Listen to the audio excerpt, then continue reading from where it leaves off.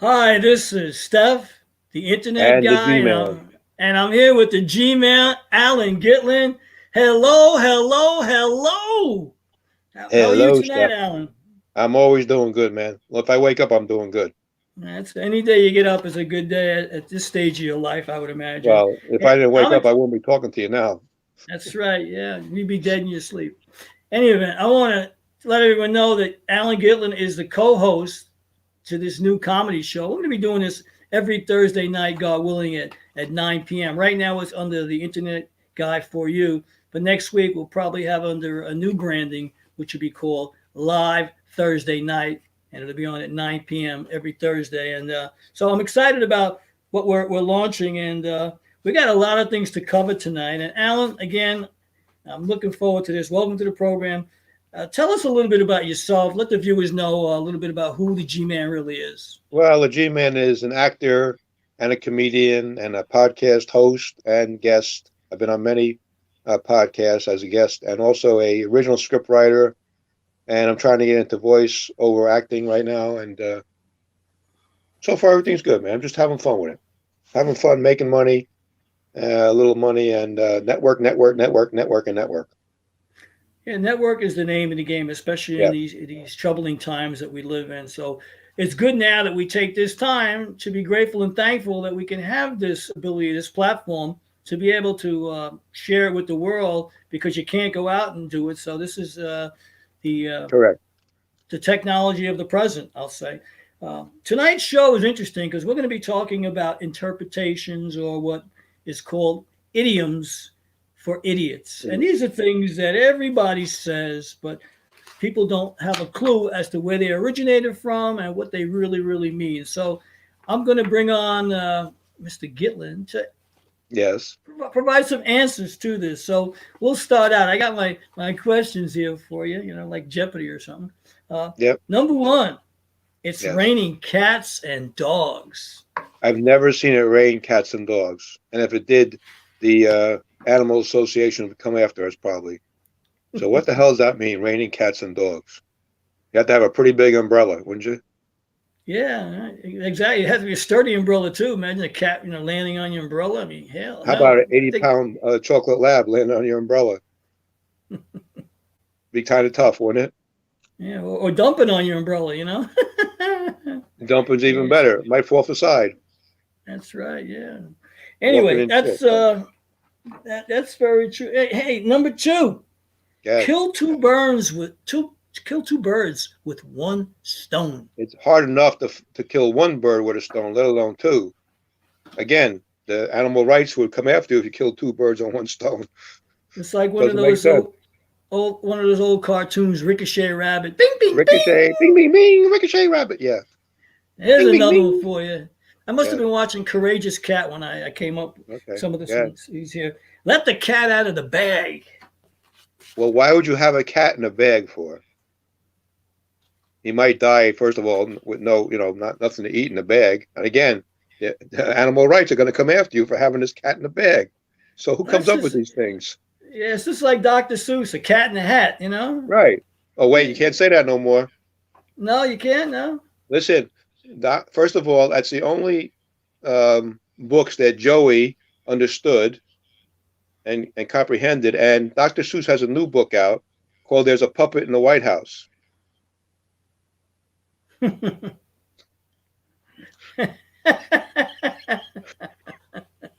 I think my camera went out for a second. And Joey comprehends that as, you See it? know, Did you see that? You see the blip? All right, yeah, I'm gonna try to be politically correct here because I've got two blips here. I think it's like the Gong Show. Somebody wants to give me the hook. Anyway, here right. we go. A dime a dozen. How's a dime, first of all, is 10 and a dozen is 12. So how's a dime a dozen? How does that work out? Is it a buck How's 20 or that? something? I don't know. How's that possible? I don't know. I don't know. Here's a good one for you. This came out of the Bush administration. Beat around the bush. Why would you want to beat around a bush? You want to be in the bush. You don't want to beat around it. Well, you want to push in the bush. Push in the bush, right? Right. Yeah. Remember that You don't want to song? beat around the bush. You want to beat Yeah. in the bush. Here's one for you. This is an Andy Williams Yeah. idiom. Once in a blue moon. When's the last time you saw a blue moon? Never. I never even saw a blue sun, let alone a blue moon. It would defy logic if we did, I think, you know? Do we ever Here's think a about great. these things when we say them, though? No, No, not at all. Not at all. no. We just say It's them. yeah, here's another one for you. It's the Yeah. best thing since sliced bread. Well, who said sliced bread's so great? I like bagels myself, or potato bread. I don't think white bread is so special. So that doesn't make any sense. The best thing since No, sliced bread, when sliced bread's not that big, that good, you know? yeah, pretty bland if you ask me. Here you go. Take it with a pinch of salt. Why would you take something with a pinch? A pinch of salt is like a little amount. You're gonna put salt on something, it's gonna be more than a pinch. So why would you take it with a pinch of salt? Doesn't make sense. No, a lot of these haven't. I Here we know. go. Well, that's why they're idioms for idiots. Idioms, right? Yeah. For In idiots. fact, we're going to have hundreds of these if we keep going. There are so many you can find. Here's another good one here. This is out of a Top Gun Tom Cruise movie. Go down in flames. Who wants to go down in flames? Number one. If you're in a fire, you're burnt up. You ain't going down in flames, man. You know, you're burnt to a crisp. Unless you're going to see Satan, maybe. I don't know. Then you'll be used to it. Yeah, take the elevator down. Yeah. You know, like the devil went down to Georgia. You know. That's it. Why Georgia of all places? I wonder. You know. I don't know. Wonder why I picked Georgia for that. Yeah. Well, yeah. I don't know. There's a real joke in there, but we're gonna leave that one alone tonight. Here we go. Okay. Water under the bridge. Well, it better be. Why would you need a bridge otherwise? Unless there's water underneath it. Yeah, I mean that doesn't make no sense. Water under the bridge. Of course, there's gonna be water under the bridge. Would you build Right. a land bridge? You know. Right. Otherwise, it Hi- wouldn't. You wouldn't have. Otherwise, it wouldn't be a bridge. It'd just be a highway. Yeah, it wouldn't be a land bridge, right? Yeah. Yeah. I mean, it could Water be, under the but- highway. Water under the highway. Okay. Unless if you're in New Jersey or New York with the way the potholes and the construction, you know, it would be people under the bridge, you know, or cars under there. Here's a good one for you. You Okay. can explain this one to me. Yeah. Deader than Kelso's nuts. Well, that's pretty hard because Kelso was a world-class racehorse who I believe won a Triple Crown at one point, and she was a gelding, and geldings don't have nuts. So better than Kelso's nuts. What the hell does that mean? You got me. Here we go. Spill the beans. Why would you want to spill beans? You like to eat beans. Why would you spill them? And they're going to make a mess if you do. Yeah, I had some Bush's beans tonight, and I did my Right. best not to spill them on the stove when I was cooking them, or not to get them on my sweater when I was eating them. So yeah, spilling the beans is And you're not giving away the secret of bush beans. no, not at all. No. Let somebody else share that secret, the secret sauce or secret recipe. Not for me to tell. Right. Here's a good one here. This is one that sports fans can identify with. The ball is in your court. What the hell does that mean? The ball's in your court. Why would you be playing with your balls on a court anyway? Unless you're playing pocket pool and you can't find the 8 ball. You're probably right. You know, You won't be bouncing them on a court. the If ball they is bounce in on a your court, you got real problems. You know, speaking of balls in your court, last night I tried to watch for about 30 seconds for this new basketball league on this internet G channel. League. Watching, but yeah, whatever. And I'm looking, and I couldn't even stay with it with 30 seconds. I said, "Damn, either this doesn't interest me." I said, "Wait, they're running back and forth.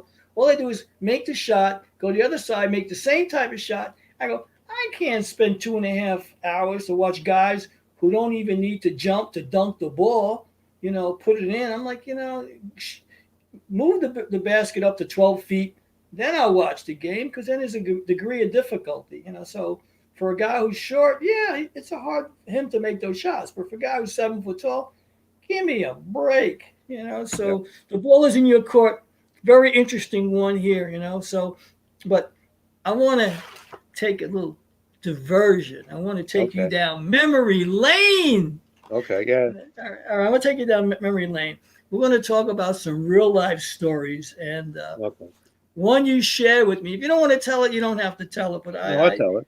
I'll tell it. So we're going to talk about your ex-wife and the. Which one? I got two. I got two. Well, the one with the checks and the Okay, I can tell you that story. Okay, well, Well, let's tell this story first because this story came first. I've been divorced from my first wife approximately 25 years, and she's been remarried for about 20. And she was married. Well, first of all, I should start the story correctly. So she wanted her checks sent to her directly because she knew the state child support was messed up. So, and it was always behind. So I promised I'd give her a check every week, even though it might be like 3 or 4 days behind, but she had a check every week. And so she gets married somewhere around 20 years ago. And I used to write on the checks where it says what the check is for. I used to put CS week of, and I put my last name because that's the way it was ordered by the court. Her name when she was married to me. And 6 months into this, I guess 6 months, I guess they were married. And I was living with my mom and dad at the time because when I got divorced, there's a lot of stuff that went on, and I ended up living with them. And my mom calls me at work and says, "Hey, you got a letter here with no return address, but it's handwritten. The address to you, handwritten." So I come home from work and I open it up, and it's a letter from her new husband. And he says, "We have a problem, that she's having trouble cashing her checks. And I'd like you to put my name on the checks, my last name on the check, because now her name has changed. Or we're going to have a problem." What are you going to do? Beat me up? You're freaking what? I mean, first of all, you have nothing to do with my child support. And second of all, we think we're like 14 years old. You're going to go meet me on the parking lot and have a fist fight? And first of all, I would have beat the shit out of him anyway, but that's besides the point. Because I'm a little bigger guy than him. And I'd kick him in the nuts, first of all. And that would be the end of that. But anyway, so I write her, I send her a check, and I send a copy of the letter with it. And I send another letter that says, if you wanted your checks changed, all you had to do was write me or call me, and I'd be glad to change them. But by the court, I was told to write them out with my last name. And my daughter, who was living at the time, wasn't married yet. She was living home. She was about 18 years old at that time, maybe 20. I don't know how old she was then. She said, "Dad, when she saw that letter with your check and his letter, she ripped him a new rear end. What are you doing? It has nothing to do with you. You know, why'd you send this letter out? That's kind of immature." And he is immature to begin with, but I'm not going to go there. And then she wrote me a letter saying that she wanted her checks changed. So I did, and instead of putting CS week of, because you go to the same bank all the time, I put child support week of, whatever, so she couldn't claim I didn't pay her because I had quite a bit of time to pay yet. I had a couple of, like 5 years maybe to pay yet on that. So anyway, that's a kind of screwed up story. And now I just had a recent one just a couple of weeks ago um, about somewhere around 1984. First of all, I was married 15 years to my ex-wife. We married in 79. Somewhere around 84, our accountant had told us to buy uh, an IRA to lower our taxes. And when I got divorced, well, for 10 years, we got divorced in 94, 95, something like that. And for 10 years, I was getting statements when I was married to her. And then when I moved to mom and dad, I totally forgot about it because it was a small amount. It was only like $1,000, I think. And recently, my ex-wife calls my daughter and says, "There's a tax document here for your father from Santander Bank," which I never did business with. And my daughter takes a screenshot of it and sends it to me on Messenger. And I don't remember anything about it. Of course, you're talking about almost 30 years ago, almost 40 years ago, I should say. Um, I call Santander Bank, and I said, "Listen, I've never done business with you. I don't know what this thing is. Can you explain it to me?"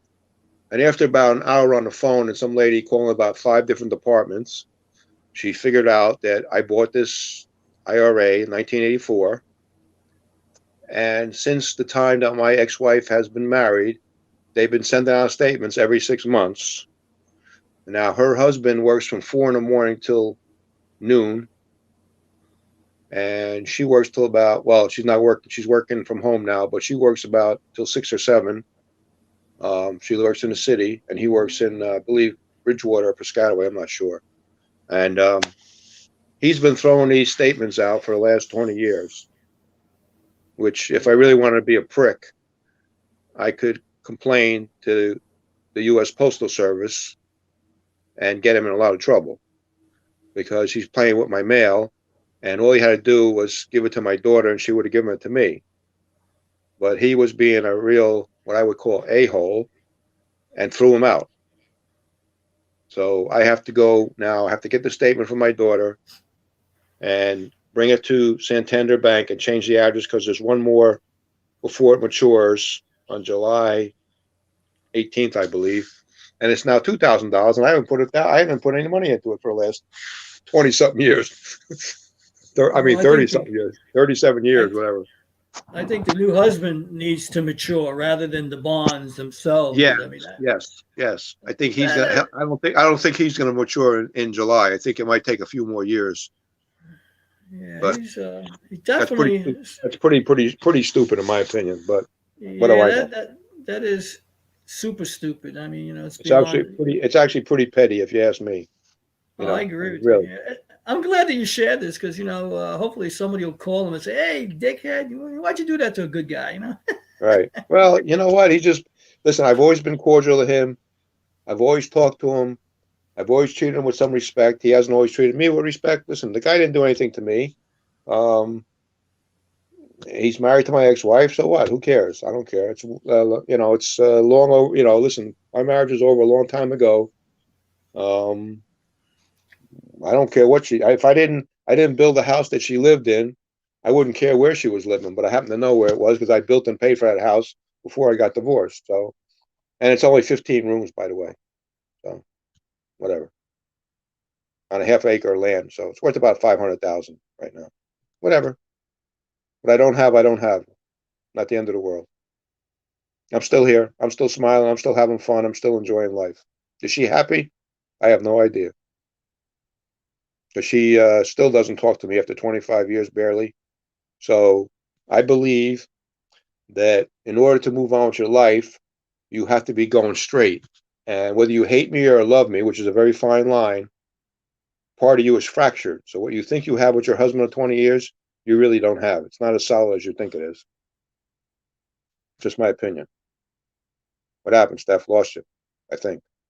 Steph? To your heart is your mother, and I like to Yeah. have the story about jury duty. And whoever's out there playing with the transmission, you need to hear this. Right. So if you want to cut me off, don't cut this off. This is priceless. Alan, go So to my it. mom dies in Middlesex County, New Jersey, and about 6 or 8 months later, I get something in the mail for her, and it's jury duty. So I call them, and I say, "Listen, the woman is dead. She died in your county about 6 or 8 months ago, and obviously she's not coming to jury duty." And the woman on the other side, I don't know how old she was. She sounded kind of young. She said, "Well, if she doesn't show up, we're going to put a bench warrant out for her arrest." And so I say to her, "Did you hear what you just said? You're going to put a bench warrant out for a woman who's dead?"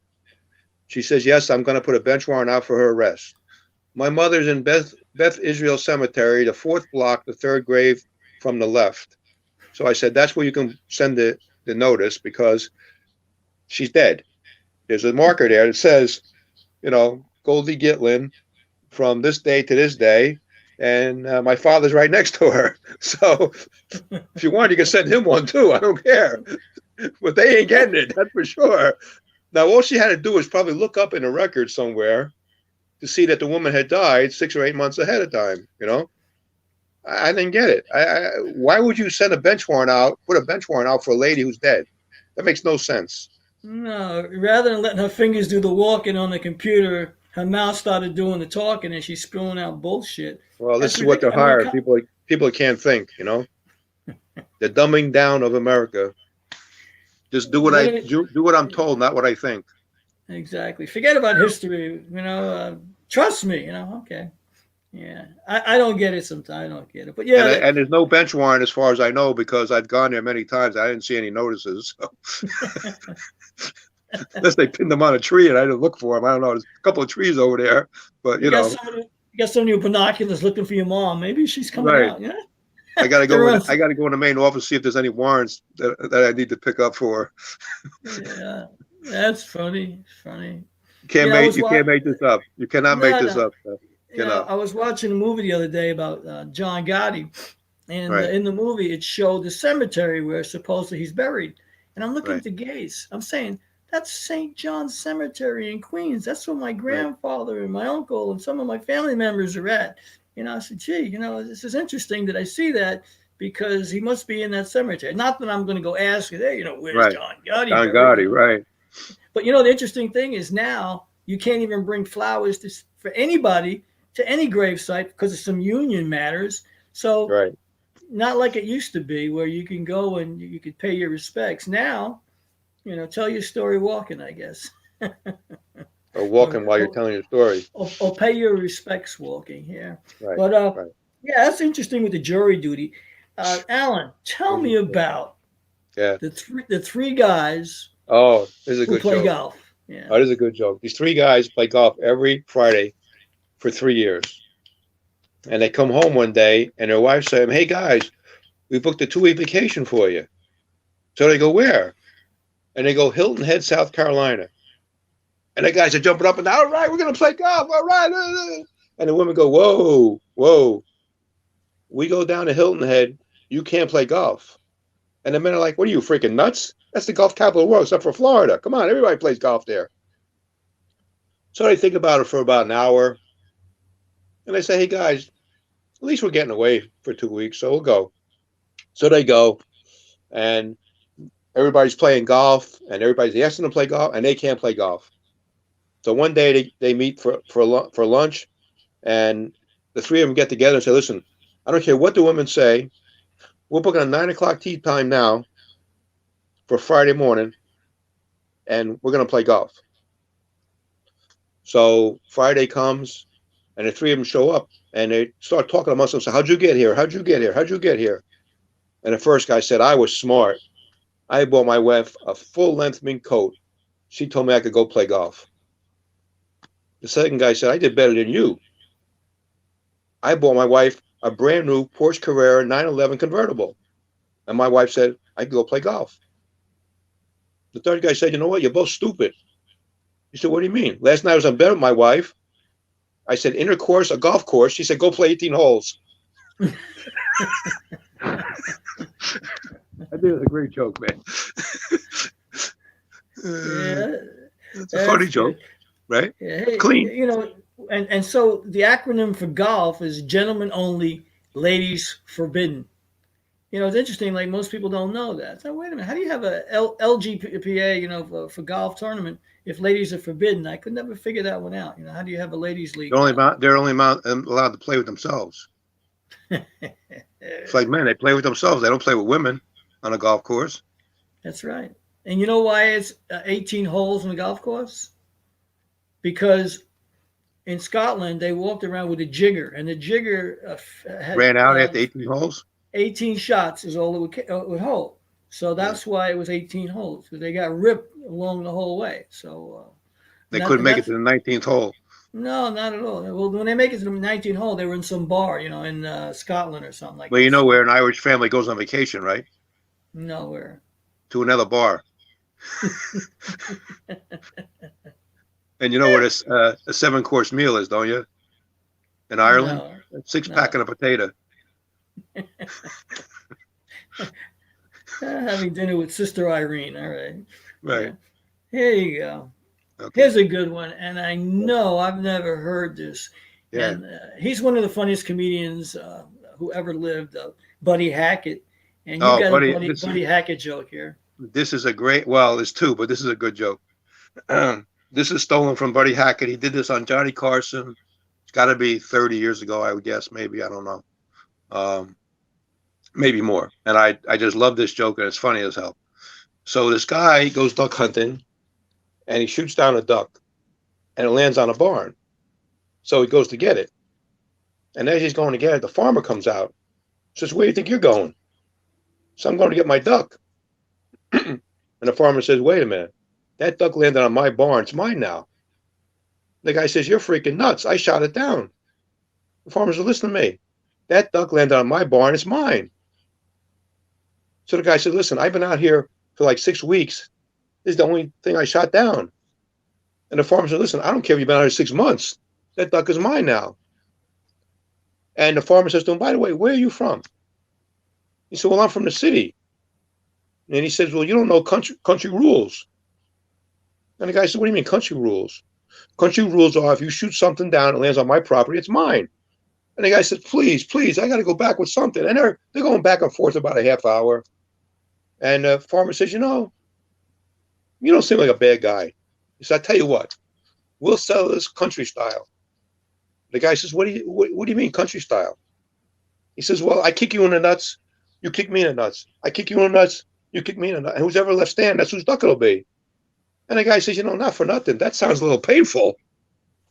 But if that's what I got to do to get my duck, then let's go." So the farmer says, "I go first." And he kicks him as hard as he can. And the guy goes down. "Oh, motherfucker. Oh, my God. I'm never using my nuts again. Oh, my God." And he rolls on the ground for like 45 minutes. And he finally, "Oh, my God, I can't believe you hit me so hard."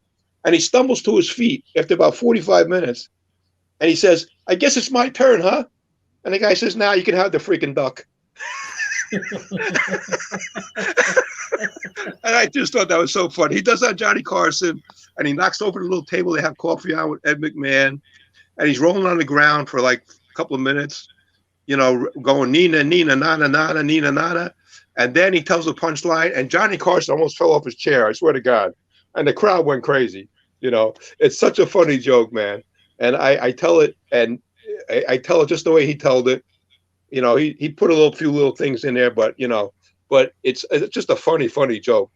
Yeah, anybody who's never heard of Buddy Hackett needs to look him up on YouTube, and he was a master of comedy and one of the greats, and he'll be missed for a long Oh time. yeah, he was a master storyteller, and told some incredible stories. Did I just hear one about when his wife was pregnant? Yeah, but you got to see it. This is when you have to see it. You can't tell it because there's stuff that has to go on. You have to actually. It's a visual, so you Well, have to see it. But funny show. Here's when you can tell. Tell us Yeah. about Desert Island. Oh yeah, there's a guy. Oh yeah, this is a good kind of dirty joke, but that's okay.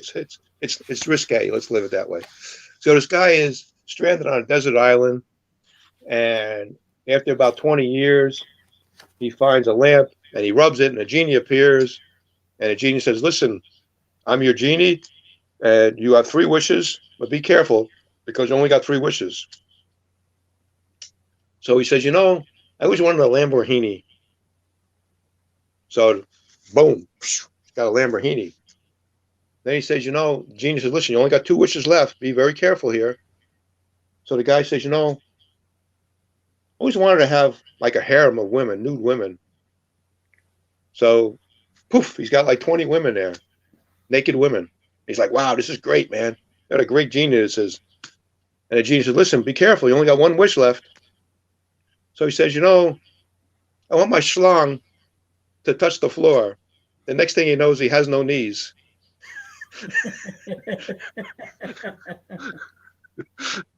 So I think that's a pretty funny joke. It's right on the edge there, whatever. Right on the edge of the island. Right on the edge of the island. I got a schlong joke for you here now. Okay, go ahead. Now I'm about, I don't know, about 13 years old. And Right. one of my cousins calls me up and he said, "We know you got a projector, a 16 millimeter projector. Can you bring it over? Because we've got some French films that we want to see, me and the boys." Mm-hmm. So I said, okay. I came over. I brought the 16 millimeter projector and I hook it up in the basement. And we're down there, and I got it on the reel. And what we're watching is these stag films with these women of pleasuring a boatload of sailors, right? So now, while we're down there, there's a knock on the basement door, like, So Bruno says, "Who is it?" He goes, "This is your father." He said, "What are you guys doing down there?" And the father goes, "Whoa, Dad, we're just playing around." He goes, "No, I want to know what you're doing. You got like 10 guys down there. What are you doing? You sound like you're having too much fun. I want to come down and see what you're doing." No, Dad, please don't. He goes, "It's my house. Open the Right. door." Door. So, Right. and we're all sitting there, like, watching these film here. The father comes down and he says, "So what are you watching?" To Bruno. Bruno says, "Oh, we're watching Steve's summer vacation movies." His mother and father, well, they went away to Florida, right? Thinking that the father, is just Gonna going to go. take that Right. and turn around and go He says, back "Let's upstairs. watch it. Let's watch it." Yes, he says, "I want to watch." So he Right. sits next to me, right? Oh shit. And Bruno's on the other side. This girl is giving one guy head and getting it in the booty hole, and the other guy's like clapping. He turns to me and says, "Hey, Steve, is that Nice your mother? vacation. Nice Is that vacation. yeah? Is that your mother?" I tell you what, I was like never so embarrassed in my life. And then when I went home with the projector, I looked at my mother. My mother said, "Oh, did you have a good afternoon?" I was like, "Oh man, Oh mom." shit. Well, you know what I always say. You know how you always read a magazine or a newspaper or whatever, and they say I got 6 inches. Who the freak carries a ruler with them or a measuring stick? And when did you measure it?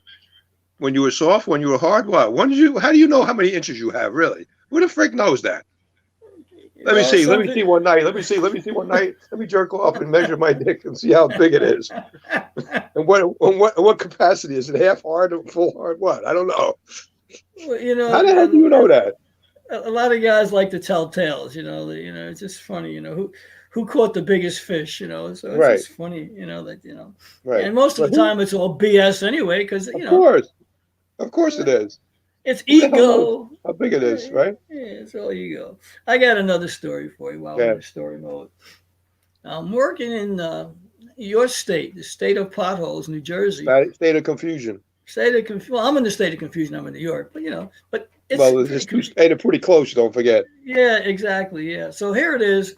I was a recruiter for light, temporary light industrial staffing agency where I go out and I provide workers Right. to warehouses like packaging to do all different sorts of stuff. So I go to this one warehouse and I knew they used about 50 people a day. I'm saying, gee, if I could only get 1/3 of that, that's great billing for the company. So I go Right. in and I give my card to the manager. I said, by the way, my name is yada yada yada, and I represent exploit, and we provide workers to buildings such as yours, and take care of your packaging needs. So I look at his card, and I'm looking at it, and I said, "Oh, your name is Phil, Weisenheimer." He goes, "Yeah, my name's Phil." I said, "You've got a very interesting title." I said, "I'd like to read the title out to you." It says HMFIC.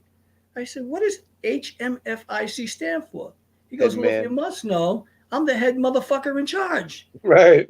Right. I looked at him. I go, "Okay." He goes, "Listen, I'm And I busy." want to know whose mother you fucked. Yeah. So I looked at him. Okay. I said, "This is going to be interesting." I look at him, and he goes, "You got a minute, start talking." So I'm like, "Oh, man, this guy's a real Weisenheimer." Right? So I says, "Well, I can give you this, that, and the other thing." He says, "Well, I'll tell you what I want, and I'll tell you what I don't want." He goes, "First, let me tell you what I don't want. I don't want any blacks because they're lazy." And I'm looking at him. He says, "I don't want any Puerto Ricans because they steal. But if you got a dozen Mexicans, I'll take them right now." I said, "Mexicans, huh?" So I'm looking at him. I said, "Tell you what, how about a dozen Koreans?" So he looks at me and says, "Are they any good?" I How said, would I know? "Absolutely." How the hell would I know? I'm just playing it off, Mexicans, whatever. I can't talk that way. I'm a manager of employment agency. Right. That's One hung low. yeah, that's Hung do not. discrimination. Hung do So not. How long's the Chinaman? yeah, so about 3 days later, Alan, I get a phone call from Phil. He calls me, says, "By the way," he goes, "can I get those Mexicans and Koreans?" And I said, "Oh my God!" I said, "No, I don't have the Mexicans." I said, "I try to line up those Koreans for you," and I was A playing off. smorgasbord. A And smorgasbord. one of my coworkers says, "We don't have no Koreans." I said, "Yeah." I said, "I got to blow them off." I said, "It's about the best way I could blow them off." I said, A "Because burger I can't, smorg. I cannot work with a bigot or a racist, so I Right. never did the work." But Well, the nowadays HM, he'd be okay with Biden, of course. oh yeah, yeah. You wouldn't have any problem getting them now. That's very, very true. Yeah. So in those days, I mean, the companies were very, very racist in what they wanted, and they could say it, but if we say it, off with our No, heads. no. But it was interesting though, like the HMIC story. I figured I'd just share that with you right now. But Yeah, that was good. That was good. but we're off in a good start here, and next week, as I said to you, and before we went on, we've got the new channel that I want to launch. God willing, we'll be able to do it without a glitch or an interruption, which is going to be live Thursday night, and it'll be on With at 9 Stefan, I p.m. think I think it should change the live Thursday night with Stefan the G Man. stuff. All right, well, I already branded. I have to do a different brand, but we'll That's a good see. brand. Yeah, Yeah. Well, if it's available, I can get it. I can't see why it wouldn't be available. yeah. Yeah, I think what we're doing now is some good stuff, and we're going to be sharing things with Alan and myself, stories, analogies, metaphors, you name it. Idiom We're for gonna idiots. idioms for idiots. We're gonna come at you in a lot of different directions, and we plan to make it entertaining and funny. So if you like what you're hearing, hang with it. If we get blipped off for a couple of seconds, whatever, Steph is going to figure out, because he's the internet guy, how to get back on. Because what doesn't kill me will make me stronger. So this is Strange Brew. I know things happen, and we'll just chalk it up to a glitch tonight. But we're off to a good start. Al, any more jokes you got tonight? No, that's about it for right now. We're pretty Okay. good. All So right. So I'm liking what we're doing right now. And as I said, let's keep it real, let's keep it funny, and let's keep it moving. And every Thursday we'll do this, and God willing, we'll get it out without interruption. But Alan, I want to thank you very much, and I want to shout out to you and to give out your website. Can you do that, please? www.theg-man.net. You can see what All I've right. done, So and you can't see what I'm going to do yet because of COVID, but you'll see all the stuff I did, comedy and some commercials and some major movies and a lot of independent stuff and some modeling. And I'm working on a few other things yet. So we'll see what all right, happens. listen, we got one. You know what? Let's end with the Yeah. Chinaman story. Let's tell that tonight. And that one, So how we how met. how we met? How we met? Yeah, and why Okay. we're going to be doing this every Thursday. What created this situation? Um, I went to see my cousin who was dying in St. Louis, and I took a train ride to Chicago, and then 5 hours back to St. Louis, whatever. And I was on my way back, and I was in the Chicago train station, and there was a Chinese guy running around the train station. We had not met yet, and he was running around with a chicken, like a chicken with his head cut off, running all around the train station. And we find out that he's looking for tape because he's got a box in a box, and they won't let it on the train unless it's taped up. And after about a half hour of this guy going all over the freaking train station looking for tape, apparently, the Amtrak lady says, "You know what? I'm tired of listening to you. I'm trying to, I'm watching you run all around the train station. You tell me you got to get on this train. You can't miss this train. It's very important you make this train." And the train's going to New York. And she tapes up the box for him, and he gets on the train, and he ends up sitting in our car. And at that point, we didn't really know each other. And he's sitting in the back with the conductor. And there's about 10 of us that were starting to talk and hang out. We're all hanging out. And you're getting married for about 20 minutes. But anyway, um, That's another and story. we're sitting there just BSing and having a lot of fun and finding out where everybody's from and where everybody's going. And we're just hanging out, having a good time. And we leave Chicago and we're now in Cleveland, Ohio, and it's about 11 o'clock at night. And I go to the bathroom and I open the bathroom door and it reeks of marijuana. Well, first of all, before this Chinese guy was running up and down the aisle, and we're not really paying attention to him, but he's running up and down the aisle like 20 times, and we're just like looking like, what the hell's wrong with this guy? But we're really not paying attention to him because we're all telling jokes and stuff and just busting each other's balls. Um, and I go to the bathroom and I open the bathroom door and it reeks of marijuana, like somebody smoked like 2 or 3 joints in there for sure. And of course, it has nowhere to go. Um, and he's sitting in the back of the car with the conductor. And I just look over at him and I don't say nothing. And I go back and tell everybody else, and they, what kind of idiot would do that? It's got nowhere to go, and you're smoking in a bathroom where it's kind of like locked in. And as soon as you open that door, obviously it's going to stink. Um, and so we go to sleep, and we wake up the next morning, and the conductor gets on the PA around 8:30. I guess it was maybe 9 o'clock. I don't even know. Remember the time. And he says we're pulling into Buffalo, New York, and we're going to do a 20-minute. No, we're going to. There's going to be a spot check on IDs, and he says that the Border Patrol is going to meet us at Buffalo because they're going to check some IDs to make sure that we're American citizens or whatever. I don't know. Well, we didn't know. We don't know what he was really talking about, but we said, okay, whatever. So we pull into Buffalo train station, and there's the Buffalo police, there's the Amtrak police, and there's the Border Patrol waiting for us. And he says, everybody has to get off this car. And so we get off, and we notice that nobody else is getting off the train but us. There's our car, which is about 20 people maybe. They check a couple IDs, and they tell us to get back on the train. And the Chinese guy, they say, you're not getting back on the train. We're taking your luggage and your box off. And they're talking to him, and we pull out. And we get to Albany, and he says there's gonna be a 20-minute rest area where we can actually have some decent food and go to the bathroom or stretch our legs a little bit, because the food on the train is not all that great. I wouldn't feed it to my dog, but then again, I don't want to kill my dog. But anyway, so anyway, as we're getting off in Albany, the conductor says, hey, you know what happened to that guy? And we go, no, we really don't know. He got arrested. And we say, for what? In the box that the Amtrak lady taped up was a 3-pound brick of marijuana. He took it from Illinois to Ohio, and now we're in New York. That's a federal offense because now you cross the state lines. So we just all of us we're just kind of laughing, like, what kind of idiot would do that? And that's why he's probably a criminal, because he did that. Now you go to Chinatown sometimes to have a massage, and you say you might have saw the guy about a month Yeah, ago.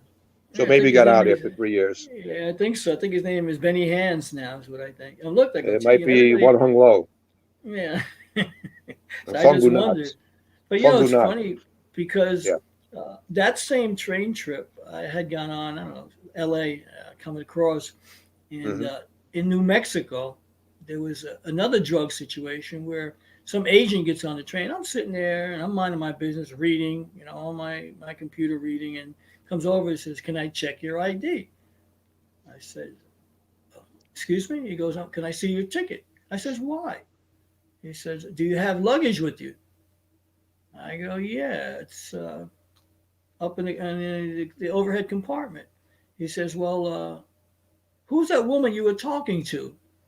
I said, "Woman?" I said, "You mean in the snack car?" I said, "Some woman who got on the train." I said, "I'm sitting down, and she asked to share the table with me, and we shared a couple minutes conversation, and that was all." He goes, "Well, how do you know her?" I said, "I think you're getting a little too personal at this point." He goes, "Can I look in your luggage?" I said, "Absolutely not." "Can I see your ticket?" I said, "Hell no." He says to me, he goes, "We're looking for people who got contraband and drugs on the train." I said, "Well, you better look somewhere else. Have a nice day." So he left. So when I got to Chicago and I saw the Chinaman, fiddling around with this box that Mm, had to be taped, right. and I'm sitting there with the woman that I married for 20 minutes, and I'm Right. saying to myself, "What the hell is this guy doing?" It was kind Right. of odd, him with this box there, and he's uttering out these things in Japanese or Chinese slang. I couldn't figure out. Bing, bang, boom.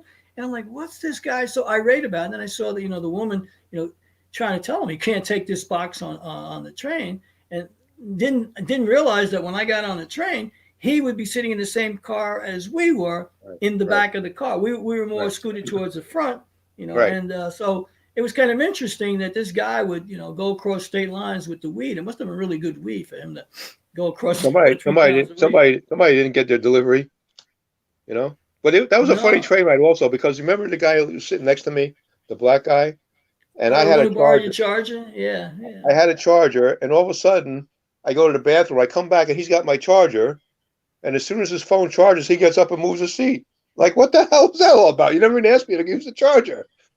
I got to tell you, Chicago's a pretty strange place. I'm waiting for that train there before. Let me get something to eat. And some Yeah, guy comes over and he tries to grab my luggage. I had to grab my luggage and like straddle it between my two legs. Then I went to where the lockers are. And this one guy says, "Oh, by the way, I'm getting on the same train with you. If you want to go get something to eat, I'll watch your luggage." I go, "Really?" I said, "Tell you what." I said, "I will watch yours. I'm in no hurry." You know, right, bang, zoom, he was gone. I'm saying, you know what? I'm glad I didn't have to put my foot in his ass. And right. I'm saying to myself, that's 2 times in 20 minutes where somebody's trying to rob me in Chicago. So I'm glad I wasn't in Philadelphia, the city of Chicago is brotherly my love. kind of town. You You know, know, you got to watch wherever you are. So I got on that train after all this, situations on the train, I was like, oh no, the Chinese guy. now you need a bulletproof vest in Chicago. Yeah, that's exactly. It's a shame, though. No matter where you go now, it's just very sad. I mean, I'm on the train a couple of weeks ago, and some guys People trying to play, slash people. 3 card Monte with these people on the train, trying to get them to give them money.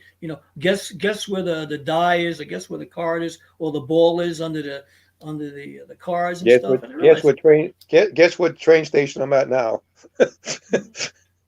and I'm looking at this, and like they're trying to hustle people on the train. I'm going, damn. I mean, here it is. People got to wear a freaking mask, right? How the hell they got the moxie to come on and try to hustle people No, during a pandemic? So the guy looks at me, and I said, what's wrong with you guys are doing? And he's telling me, I'll kick your ass. I go, really? You? And what army? He's like 6'2", a big guy like you. And there's like 12 people on the train car. I don't get mad very often. I said, right, look, let's get off the train right now at this stop. And I looked at the people in the train car. I said, none of you got any BALLS. I said, but that's okay. And I looked at him. I said, you, my friend, get off the train, and I will promise you I'll beat the shit out of you. And then I'll call a cop for you and your friends, and we'll get all of you off the train. All of a sudden, Alan, they're all gone to the next train car. And this one fella said to me, he goes, I saw what was going on. I said, well, most people see things, but but they're don't want to afraid get to involved. say, they don't want to get involved. I said, Right, me, I'm at the stage right now, maybe because I'm older, I don't give a fuck. It's just right, the lack of a better term. Because you know what? You have to stand up for what's right and what's not right. And I told right, someone the other day, I said, it's yeah, not a white thing or a black thing. It's about the right, right thing. right.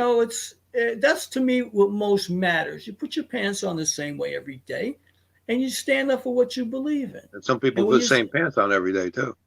yeah, well, that's okay too. If you can put a little spray some cologne on there, or whatever. Once in a But while. yeah, but Yeah, I like washing my clothes on a regular basis. yeah, me too. I just do. I like the smell of my clothes rather than eau de pew, Oh, the pew, right. Oh, the pew. Oh, the or smell stink. like or smell like Pepe the Pew, Oh, the So stink. uh, It's the stink I smell. was exactly. I rather have a distinct smell rather than Right. a stink Smell. smell. Right. That's right. Yeah. You played off I that would very rather well. be distinct. Yeah, I can be Right. discreet and I Or can be distinct. distinct, but I Right. can't stink for Stink. Right. nobody. That's right. Like Or sink Jimmy for anybody. Durante, ink a dink a dink a Stink. dink a do, Right. Ink a dink. stink. Stink a dink a dink. Yeah, yeah. Stink a dink a Remind, dink. reminds me of this joke about this. I created this character years ago, and the guy's name was Jaime Stinkershits. He had a hard time when he was growing up. I went to school with Because him. but did you? Well, Yeah. he had a hard time with playing hide and seek because he couldn't hide nowhere because they always smelled him coming. So he Right. couldn't play hide and seek. But That's what his wife said. I smell you coming. oh, I got one last one. One last one. Yeah. I'll say this now. The store is no longer in business. I was managing this store. Nobody Beats the Wiz in Toms River, New Jersey, and the company was On run Route by Syrian. 37. Exactly. The company's run by Syrian Jews, and they said Yes. to me, Steph, we want you to groom one of these young guys who are working for you to become the sales manager, and then ultimately, become the store manager. I said, fine, I'll do that. So I'm taking him under my wing. He's got the kipper on, and he's very religious. Got the beard, and the pails, and he very observant, and so I got him under my wing. I'm trying to teach him. So one day he's in his car. I'm going out to lunch, and I see him. I look over. I said, there's Isaiah. So as I'm walking past him to get to my car, I look over, and he's got his windows rolled down. It's a summer day. And I look in, and he's got a ton of bags of McDonald's and all Burger King and all wrappers in this car, front and back seat. And I look over, and I says, Isaiah. I said, we have garbage cans, outside the store. I said, cleanliness is next to godliness. And I look, and there's roaches like on his shoulder, like climbing all over him, right? He says, yeah, Stefan. He goes, I am a filthy bastard, ain't I? I said, look, you need to clean this car. I said, I'll tell you what, I'll give you an extra hour. Do what you got to do. I said, but don't drive the car like that. I said, because I want to groom you, but if I can't groom you, I'm going to have to freaking broom you. Right, out the door. Yeah, you're going to drive me Meshuggah. You're going to get kicked out the door. That's how I'm going to groom you. So. Don't let the door hit you on the way out. Yeah, so it's so funny, but the guy was filthy as the day is long. And I go, oh, man, I got to train this filthy bastard, because that was the order. So, okay, you do what you got to do. But I realized that you can't always judge the book by the cover. Very smart guy, but when it came to common sense, and you can't always judge the cover by the book. No, that's another one. You doesn't always flip match. things around. You flip things around, Mr. Backwards. But yeah, that was my story about that. So to me, cleanliness is a must. I mean, your appearance. I mean, Right. People judge you. That's your calling card. When they see you, they look from your shoes up to your head, and they may not say anything, but they're judging you the whole time.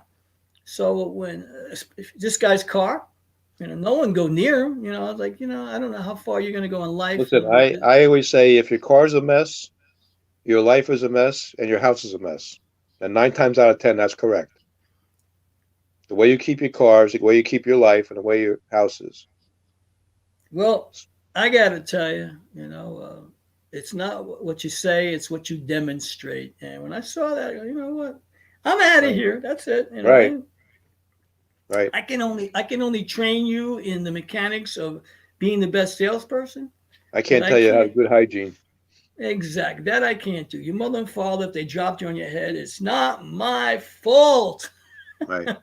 So I think that's all shidot this night. That's all shidot tonight. Yeah. So Alan. Yes, sir. We're gonna wrap this up. It's a wrap. It's a wrap. This is Stef, the internet and guy, the G-Man. And the G-Man, Alan Gitlin. So we're signing out. See ya. Bye.